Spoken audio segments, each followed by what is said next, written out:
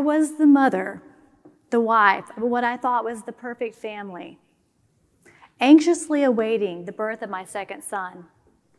All of my hopes, all of my dreams were there. I remember it like it was yesterday, the first cries, counting of every finger and toe. But my life was about to change, and the life of my family was going to be severely impacted. At first, everything seemed normal, but by the 7-month mark, my son, Logan, he wasn't meeting, the milestones that were set out for him. The crawling, the rolling over, every noise terrorized him. He didn't play with the toys. So we went to the doctor and we said, something's not right. Maybe our son can't see. Maybe he's blind. And so after consulting with several specialists, we were sent for an MRI. And it was several weeks, right around Easter, before we received the diagnosis. Our son was diagnosed with complete agenesis of the corpus callosum with the Dandy Walker malformation of the brain. It's a mouthful. So what does that mean? Well, the doctor said what that means is that your son was born without a corpus callosum. That is about 200 million axons, 200 million nerve fibers that connect the left and right hemispheres of the brain. And without that, it's almost like the right and left brains are independent, and the right and left body are independent of each other. The prevalence rate is 1 in every 4,000 individuals, but some research tells you that it could be as rare as 5 in a million. We don't know because we don't cut everybody's brains open. We don't do MRIs on every child at birth. It's something you have to learn to live with rather than hope to recover from, and you can't fix it. So I asked the doctor, if the diagnosis wasn't bad enough, what's the prognosis? How long do I have? What is the life expectancy of someone born with this disorder? The news was very grave. He said, I'm sorry to tell you, your child will not live past 2. He probably will never make it past his teens. If he does, he'll be on a feeding tube. He will never walk, he'll never talk, and he'll never eat. You can imagine as a parent how I felt. I was a young mother, early 20s.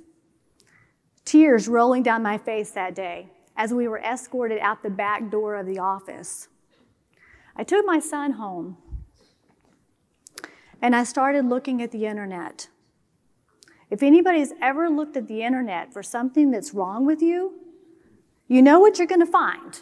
You're going to find the worst case scenario, which was even worse than what the doctor said, but it confirmed every diagnosis and every prognosis that he had given us. So I went into a period of invisibility. I hid my son. I didn't want people to know that he was different. When we had to go out, I dressed him in the cutest clothes, you know, the ones with the horse and the swoosh on the shoes and the little hats, because I didn't want anybody to notice that maybe my son's head was a little smaller than other kids. I also got mad. I went through those stages of grief. I asked God why he would allow something to happen like that. What did I do wrong? I blamed my husband, he blamed me, we blamed ourselves. We questioned everything that we had done. In 75% of the cases, there's no genetic reason for this disorder. I didn't know what else to do. So after several years, I went back to the internet and I used social media. And I started trying to find people that could give me hope. Somebody out there had to have the same disorder that my son did. I searched for years. I created a research survey. I put it on listservs. I put it on every Facebook group that had the tag disability on it. And guess what happened? 47 males, 35 females, 3 countries responded. Australia, Canada, the United States. I found my tribe. I started talking to these individuals. They felt the same way I did. They felt like there was little hope. In fact, the quote here on the slide came from Australia. Having a child diagnosed with a disability is a journey that has very little research and support. It seems like we live on an island that is lost on a map. At times, the navigation seems overwhelming. My son has outlived the prognosis. He walks, he talks, he eats. And he does all three at the same time, and he does it all the time. Sometimes I have to say, stop talking. Sometimes I have to say, sit down. This disorder has a lot of anomalies that go with it. My son has nystagmus, elimination issues, behavior issues. He's been diagnosed with autism, ADHD. You take that child in your classroom, all the ones that are like kind of the problem kids, and you roll them into one big ball, that's my son. My son may never tie his shoes because he struggles with crossing over the midline. He has learned to ride a bike. Although it's a three-wheeled bike, the Ambuck Society donated to us. We had to stop the bike, though, because he was picking up people's mail and other people's mailboxes on his bike. My son uses technology. Technology is a game saver for us. He's gone through an iPad 1, 2, 3, and 4. I think he's on the 4th one now, which is a little old, but all he usually does is play games and watch YouTube videos on how to mow the lawn. Funny story, I got a call from my husband last night that said when he got home yesterday from work, my son was out mowing the lawn. He can't see very well, so he had stripes in the yard. So my husband was not happy that he had to fix those mistakes. My son also loves to do yard work, leaf blowing. This is his second leaf blower and second leaf bag that we purchased for him. So he does lots of yard work all day long. He also has used artificial intelligence. The first Amazon that came out, that prototype, we were sent in the mail. Who knew before the news reported it that you could order things on Amazon through the Alexa, through your iPad? So when we got home from vacation, we had 4 pounds of Planters roasted, salted peanuts.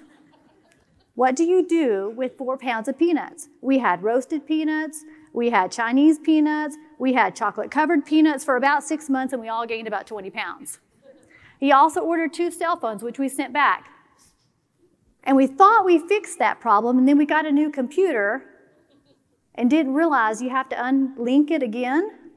And he ordered 2 John Deere green riding lawnmowers.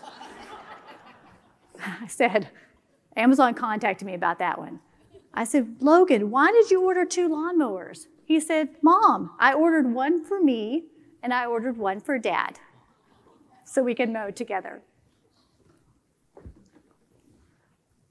So talking to parents, one parent said, if given the choice, most parents, like myself, would not choose a disability for our child, but if we had to do it over again, we would choose to have our child. These are some pictures of my son playing football with his German Shepherd. The last one there is of toilet paper. Logan likes to take things apart, but sometimes he doesn't know how to put them back together. It was a very simple task. Take the toilet paper in the rolls, there was 36 of them, and just put the whole thing in the bathroom. Well, he decided to open the package and take 1 roll at a time to every bathroom. So you can kind of see the toilet paper all over the floor. Another parent, I thought this was really good for educators, said, although it can be hard to care for our son, the greatest impact in our home is learning that progress is measured in little steps. Life is not a race. Intelligence is not just found in those who speak and read well, but also in those who are disabled. I love to watch our son play. There is no one like him in the whole world.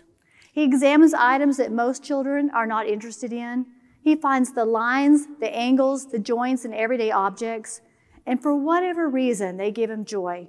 He is learning things, and though he cannot yet express to me what he's learning, I see him learn, and I'm proud of him. I know he is intelligent, and I am grateful he's in our home.